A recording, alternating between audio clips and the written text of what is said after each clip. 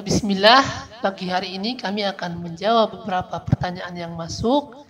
Karena memang sebagian pertanyaan tersebut adalah perkara syubhat yang harus kita luruskan. Yang pertama yang sering ditanyakan kepada kami, bagaimana jika musik itu dipakai sarana untuk berdakwah? Atau bagaimana jika musik tersebut menjadikan seseorang dekat kepada Allah? Nah, mengenai pertanyaan-pertanyaan seperti ini sudah dijawab dan sudah dijelaskan oleh para ulama kita terdahulu.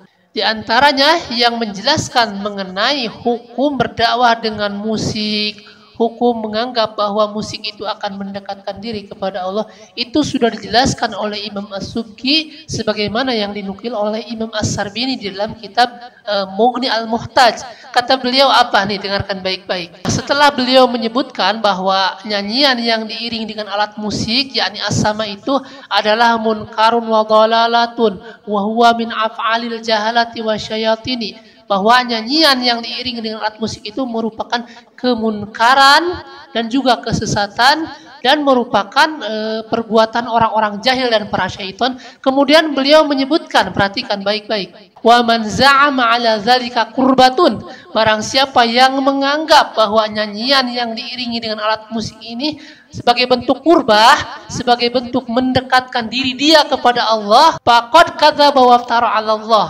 maka sungguh dia telah berdusta atas nama Allah. Jadi beliau sudah menyebutkan ketika nyanyian diiringi dengan alat musik kemudian dijadikan sarana, dijadikan alasan bahwa itu adalah bentuk qurbah, sebagai bentuk mendekatkan diri kepada Allah. Faqad kadzaba wa iftara 'ala Allah, maka dia sungguh telah berdusta atas nama Allah, ya. Kemudian kata beliau, wa man qala yazidu fi dauqi, dan barang siapa yang menganggap bahwa nyanyian dan musik itu akan menambah rasa, mungkin yang dimaksud menambah rasa dia dekat kepada Allah, bahwa jahilun au syaitanun, maka orang tersebut merupakan orang yang jahil dan para syaitan. Wa man nasaba ila Rasulullah sallallahu alaihi wasallam, dan barang siapa yang menyandarkan perbuatan ini kepada Rasulullah, yakni dia menganggap bahwa berdakwah dengan musik ini adalah jalan yang diperintahkan oleh Rasulullah, wa yudkhalu fi jumratil kadzibina alaihi,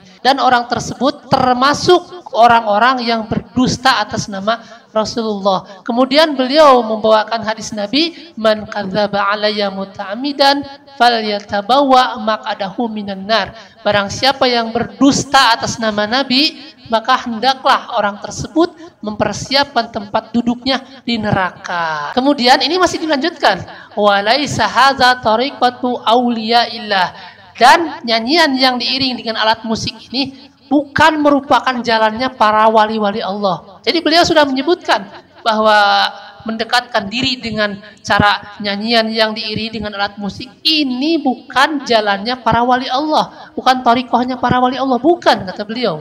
Dan ini bukan golongan pengikut Allah dan bukan pula jalan pengikut Rasulullah. Bahkan kata beliau, bal thariqatu ahli lahwi wal laibi wal batili, bahkan ini jalannya orang-orang yang tukang lalai, tukang bermain-main, dan jalannya orang-orang yang batil, ya. Jadi beliau menjelaskan ketika ada orang menganggap bahwa nyanyian yang diiringi dengan alat musik dijadikan sarana untuk mendekatkan diri kepada Allah, oh saya ini jadi lebih dekat, maka dia telah berdusta atas nama Allah. Kemudian orang tersebut telah berdusta atas nama Rasulullah, dan cara tersebut bukan merupakan thariqahnya atau jalannya para wali-wali Allah. Bahkan cara seperti itu, yakni mendekatkan diri kepada Allah melalui nyanyian dan yang diiringi dengan alat musik, maka itu merupakan jalannya orang-orang tukang lalai, tukang main-main, dan jalannya orang-orang yang batil. Ini yang menyebutkan Imam Subki sebagaimana yang dinukil oleh Imam As-Sarbini di dalam kitab Mughni Al-Muhtaj. Bahkan kata beliau, wa yunkaru ala hadza bil lisani wal yadi wal qalbi, bahkan perbuatan tersebut harus diingkari dengan tangan, dengan lisan, begitupun dengan hati, ya. Nah, jadi sebenarnya masalah-masalah ini sudah dijelaskan oleh para ulama-ulama kita terdahulu. Kemudian ada syubhat lagi yang sering mereka lontarkan. Itu para wali seperti Sunan Bonang berdakwah dengan bonang, berdakwah dengan gamelan katanya. Maka kami jawab, dulu Sunan Bonang ketika berdakwah itu bukan kepada orang-orang yang sudah mengenal Islam. Mereka berdakwah kepada orang-orang yang beragama Buddha, beragama Hindu, dan waktu itu masih kental mereka dengan alat-alat musik. Nah kemudian apakah antum mau disamakan? Antum yang sudah belajar hadis, mengenal Al-Quran, kemudian para pendakwah di mana-mana, dan kalian sudah paham agama, apakah mau disamakan dengan orang-orang yang belum mengenal agama? Dan tata cara dakwah seperti ini sudah dibantah oleh wali yang lain, kalau tidak salah oleh Sunan Kudus ya. Beliau mengatakan, mudah-mudahan dakwah seperti ini, yakni dakwah dengan alat musik, satu saat akan dirubah, akan dihilangkan ya. Nah jadi beliau sudah menyebutkan bahwa mudah-mudahan nanti ada generasi-generasi yang akan merubah tata cara berdakwah seperti ini ya. Nah jadi sebenarnya masalah seperti ini yakni menganggap bahwa berdakwah yang dengan diiringi dengan alat musik itu akan mendekatkan diri kepada Allah, ini sudah dibantah oleh ulama-ulama kita terdahulu. Nah mungkin seperti itu jawaban singkat kami ya.